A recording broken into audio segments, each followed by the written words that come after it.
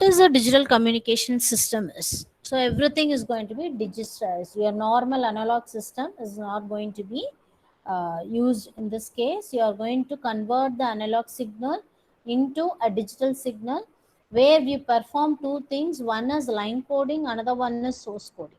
So line coding is nothing but converting the bit sequence of ones and zeros into the waveform. Already we have seen what is it line coding. NR is it, R is it, bipolar, polar, Manchester, all these are few line coding techniques where it converts the binary sequence of data into a waveform sequence. So once it is done, then you go for the channel coding techniques. The channel coding techniques available are block codes, linear block codes, convolutional codes, cyclic codes. All these things we are going to discuss in the later part of the next unit we'll be discussing. So what is this modulation and demodulation comprises of? So it comprises of a transmitter unit, a receiver unit in between a channel. So what you do it in the signal, you are going to have your message source. The source is going to be M of t. It is going to be fed to an encoder. So this encoder is going to be your both the line and line coding as well as source coding is done here, and then you modulate the signal. And this is what we are going to discuss in this unit. What are all the types of modulation, digital modulation schemes available, and the corresponding demodulation techniques available. So this modulated signal is put onto the channel. The signal, modulated signal, is going to be represented as Si of t, since it is a time varying signal, and received signal is X of t. You are going to do the decoding process. Then the signal transmission is decoded, that is demodulated over here, and you get the M cap of t, that is expected message signal, and this is the original signal M of t. Okay, so what we are going to do is baseband modulation is going to be a process by which some characteristics of the sinusoidal waveform is varied according to the message signal. This you know very well. You have come across your communication theory subject. So modulation is varying any one of the characteristics of your baseband signal in accordance with the carrier signals. Okay. So what you are going to do, there are three types of basic modulation schemes. What are they?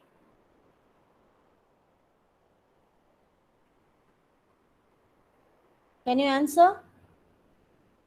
What are the modulation schemes available? Modulation you have come across.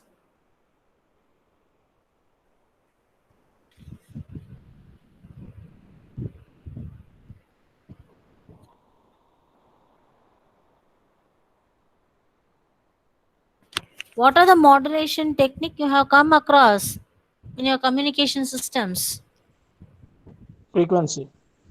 Frequency. Frequency, phase, Then phase, mom. Angle modulation. amplitude modulation. So these are the basic Phase modulation technique modulation. you have come across. Okay.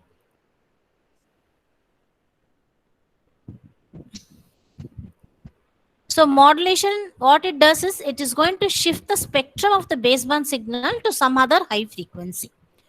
And demodulation is going to be the process which is done at the receiver side, which does the reverse operation of the thing which is done at the transmitter side in order to recover your original message signal. So why we go for modulation and all, you have already come across the communication, because you rely on the, depend upon the antenna size. You can't transmit a low frequency signal over a longer distance. So for all these things we go for modulating the signal. For example, your speech signal is going to be of 3 kilohertz, and its wavelength is going to be c by f, or nu by lambda is equal to f. This is the relation. So c is the velocity of the light, 3 into 10 to the power of 8, and divided by the frequency of the speech signal, that is 3 kilohertz. So what will be the wavelength? The wavelength comes to 15 miles. So can you imagine an antenna of a length of 15 miles? So it is practically impossible to design such a big antenna. So practically it is unrealizable. So what you do is you are going to go for modulation. What you do is you are going to carry this information with the help of a high frequency signal. Then if you choose a high frequency signal like 900 megahertz frequency, Then what happens on substitution in this formula? Your antenna size reduces to 8 centimeter. Imagine an 8 centimeter antenna. Yeah, it is practical. You can design an 8 centimeter antenna. So this is the main reason why we go for the modulation. So this is evident that efficient antenna of realistical physical size, and it is needed for radio communication.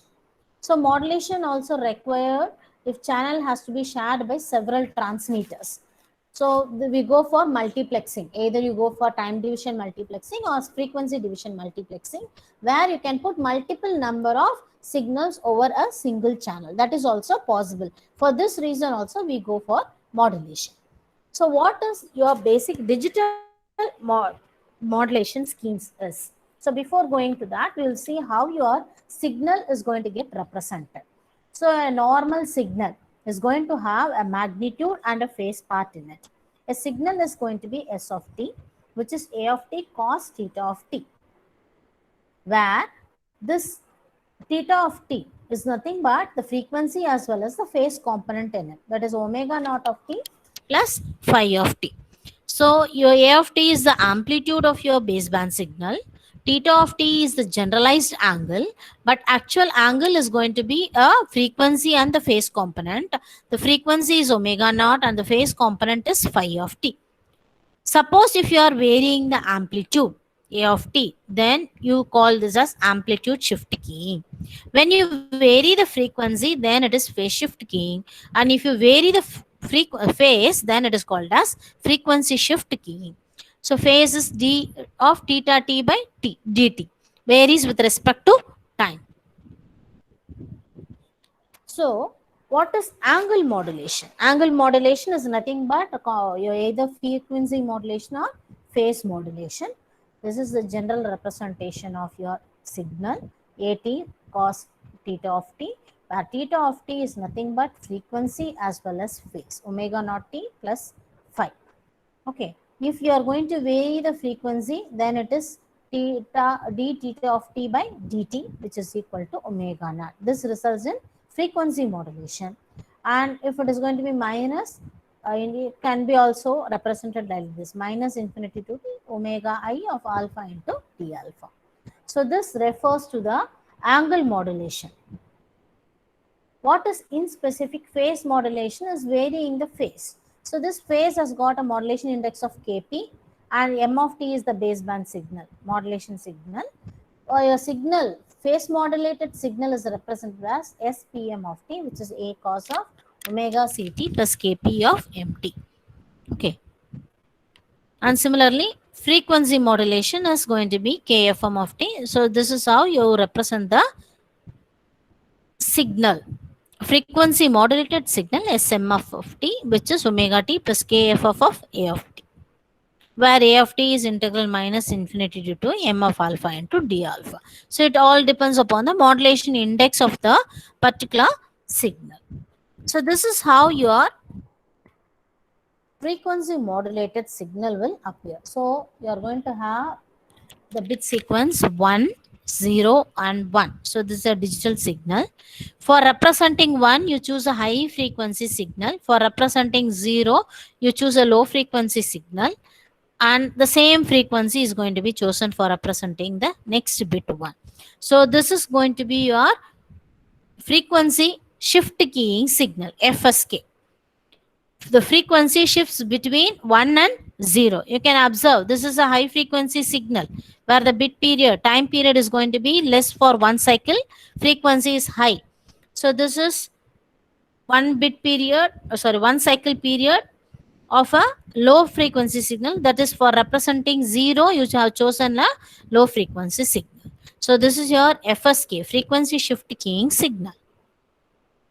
And how you represent the phasor diagram, already I think in your communication theory you have come across the phasor diagram for AM, FM and PM. I'm not going to discuss much on these topics because you have already come across this subject in second year itself in communication theory, or you have studied already. So according to Euler's theorem, what is e power j theta? It is cos theta plus j sin theta. So this is going to be taken as in phase component and quadrature phase component. So one component is e power j omega naught t is going to be cos of omega t plus j sin of omega t. So we are going to have j component to be the imaginary part, that is going to be the quadrature. Omega naught is going to be the radiance, and this is going to be the phasor diagram for your sinusoidal signal. So this is how you represent it. So how you represent the phasor diagram for the amplitude modulated signal. This amplitude modulation is going to be a high frequency as well as low frequency. So it is e power j theta and e power minus j theta. So you are going to have this to be your carrier signal, e power j omega naught t. In that you are going to have half of the amplitude. So this is half of e power j omega mt, and this is e power minus j omega mt. So this lies on either side of your carrier signal. So this is going to be the in phase component, and this is going to be the quadrature phase component. Similarly for the FM, so this is how you represent the phasor diagram for the FM. FM, this is going to be your omega naught t, and the two upper and the lower frequencies are going to be beta by 2 and beta by 2. The net phasor component is sum of these two. So this is your net phasor component of your FM signal. Now what are all the digital modulation schemes available, and we are going to discuss specifically in this unit how to generate a digital modulated signal, how to demodulate it, and we are going to see the power spectral density of all these signals. Before going to see how to generate and demodulate and the power spectral density, we will see how to represent all these signals, how these signals are being represented in a waveform. So basic digital modulation schemes available are ASK, that is amplitude shift keying, FSK, the frequency shift keying, PSK, the phase shift keying, and amplitude phase key, APK. Okay. Apart from that, for a binary signal specifically, m is equal to 2, where you are going to represent with zeros and ones. You are going to have your BPSK, BASK, and BFSK. In this, in your syllabus, what we are going to discuss is going to be on the binary PSK and binary FSK. If m is greater than 2, then many variations of the above techniques. So these are the basic techniques, and m is equal to 2. For m greater than 2, many variations of the above techniques exist, usually classified as M array modulation reduction.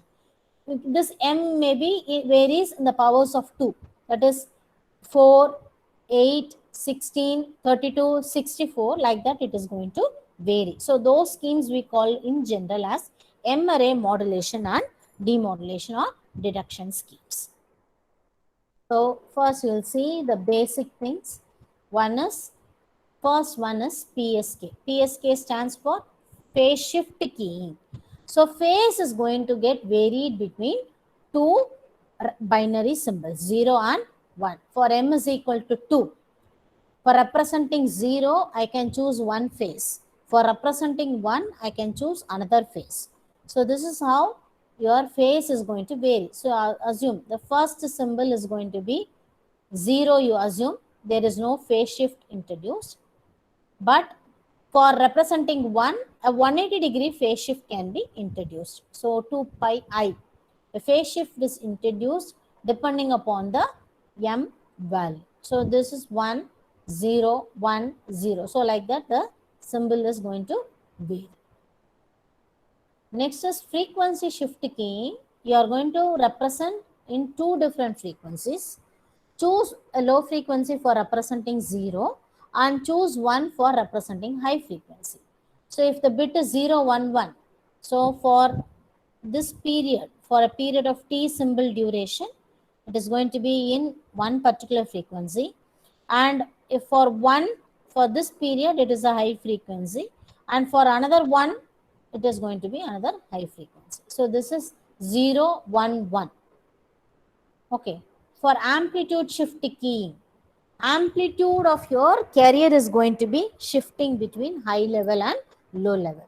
So for representing 1, you choose one particular amplitude.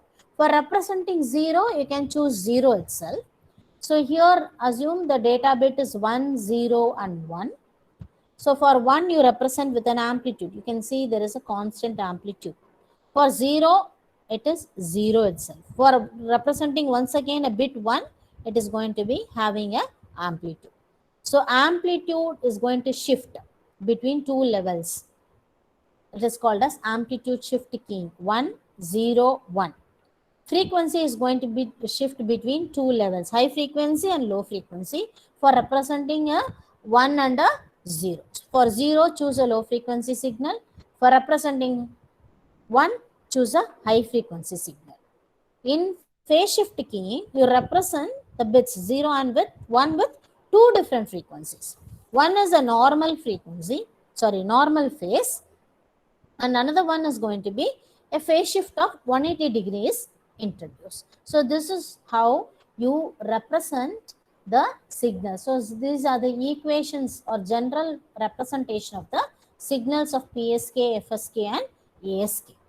And the last one is ASK, PSK, that is APK, a combination of amplitude as well as phase. So assume one particular amplitude is used for representing one particular symbol. Assume this is 0, 1, 0. Okay. For 0, you choose one particular amplitude and choose one particular phase also. Here it is 180 degree phase shifted and it has got an amplitude. Next is for 1, you shift the phase also. It is 180 degree phase shifted from the 0 volt representation signal. Also, it has got an amplitude. So there is shift both in the amplitude as well as change in the frequency. So we call, change in the phase. Hence, this modulation scheme is called as amplitude phase keying, APK. That is both combination of ASK as well as PSK. All these are the vector representation of this schemes. PSK, this is a normal phase, and S2 representation of the other symbol is going to be 180 degree phase shifted.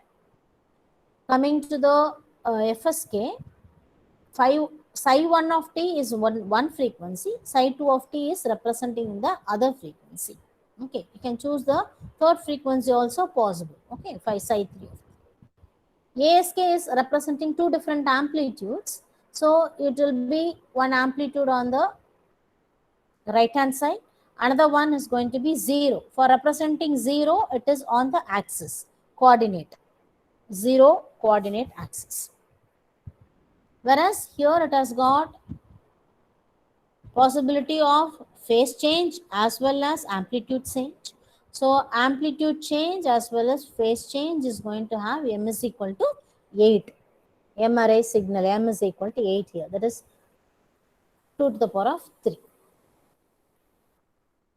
Now we'll see how the first modulation scheme is got. How you generate a amplitude shift keying signal.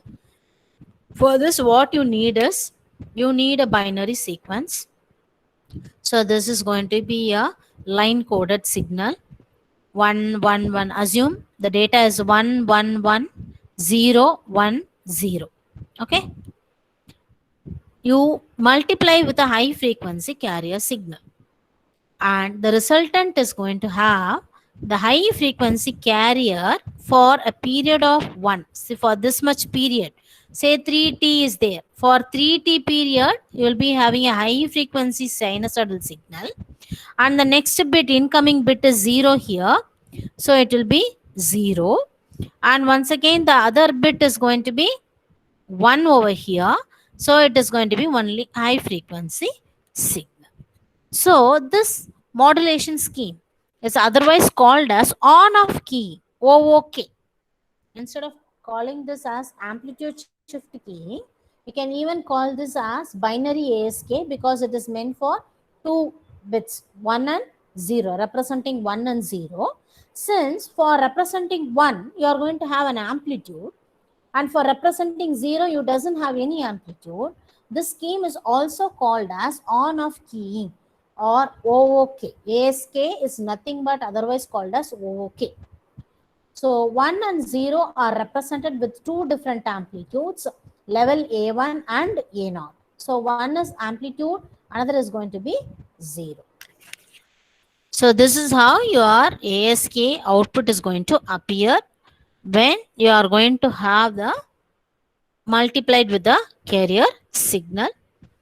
So this is going to be the baseband data 101. This is your message signal.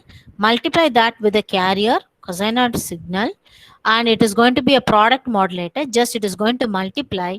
The output is S of t, that is going to be amplitude shift keying signal or on off switch. So this is going to be the modulated band pass signal. So this is what you are going to put onto the channel. So these are the analytical expression for the amplitude shift keying signal. So for binary representation of 1, for a period of 0 to t, you use an amplitude A cos omega ct, and for representing a binary 0, it is 0. Okay. So what will be the power? If you calculate the power, it is equal to V square by R, and the energy sitting is going to be 2 root of EI of t by t cos of the value for binary 1 and 0 for binary 0, where E is equal to 0 to t a square of t into dt. So this is how you find this energy of the signal. So this is analytical expression for your ASK or on off key. What is the mathematical ASK signal representation? So complex envelope of ASK is G of t, which is AC M of t, where AC M of t is nothing but is going to have a magnitude as well as a phase. Here there is no change in the phase, so represent phi of t as 0. So only there is going to be one in phase component and one quadrature phase component, where the one in phase component is going to be AC into M of t, quadrature phase is going to be 0. So this is the spectrum of your ASK. This is going to be the upper sideband and this is the lower sideband. All these are the having side lobes. You bothered about this imaginary pulse over here, and this is going to be your ASK signal 0 1 1 0 1. So for representing 1, you make use of a sinusoidal signal. For representing 0, there is no amplitude, it is 0. So this is the in phase component and this is the quadrature phase component. So how you calculate the bandwidth is twice the bit rate RB, which is equal to 2 by TB. TB is going to be the 1 bit time period. So this is 1 bit time period. Here this is 2 TB, 2 bit time period, because 2 bits are represented over here. Okay. So this is null to null bandwidth ASK. This we call it as null to null ASK. Here you are going to make use of unipolar NRZ. The line coding technique used is unipolar NRZ. So it is a raised cosine roll of pulse shaping. So this is going to be your sinc function. So for this you are going to have the bandwidth calculated as 3 TB, where you are going to have 95% energy bandwidth possible. How to detect it? So this is going to be your ASK detector. It is a coherent receiver. So they are going to multiply with the same carrier over here, which you used at the transmitter side. So received signal R of t is multiplied with omega c of t, and it is passed on through the low pass filter. And after the filter, it is being sampled at periodic interval of time t, and it is passed on to the decision making device. So this decision making device will check whether the received sampled signal is greater than 0 or less than 0. If it is greater than 0, then it will consider the signal as 1 was transmitted, and it will demodulate and retrieve the signal as 1. And if it is less than this decision threshold level, then it will decide the bit 0 was transmitted and the 0 will be returned. So assume this is what you have received at the receiver. This is the product demodulator. So this is represented over here, a carrier cos omega ct. Yeah, this is a carrier cos omega ct, and this is how you represent a low pass filter. So the signal coming out of the low pass filter is going to be a pulse of like this, and the decision making device. So this is your decision making device. You are going to set a threshold. Whenever the signal, incoming signal amplitude is above the threshold, then it will be considered as 1. So these two bits are considered as 1 over here, and the next bit is below the threshold, so it will be considered as 0, and the next incoming symbol is going to be having amplitude greater than the threshold level, so it is considered as 1. So what you have transmitted was 1101, and you have retrieved the original. So this is the ideal receiver. So this is how you detect the ASK, amplitude shift giving signal. Is there any doubt so far what you have discussed? So first basic modulation scheme is ASK, amplitude shift keying. Amplitude is going to be shifted between two levels. For representing 1, you choose one amplitude. For representing 0, you can choose another amplitude. Normally what we prefer is 0. So for representing a binary 1, it is A cos omega naught t. For representing a binary 0, it is 0 itself. Do you have any doubt till now?